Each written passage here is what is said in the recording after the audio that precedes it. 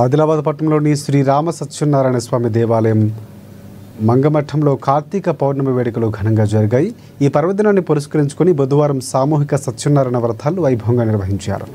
ఆలయ అర్చకుల మంత్రోచ్చరణల నడుమ భక్తులు వ్రతాల్లో పాల్గొన్నారు. దీంతో ఆలయంలో ఆధ్యాత్మిక శోభ సంతరించుకుంది. అనంతరం భక్తులందరికీ ప్రసాద వితరణ చేపట్టారు.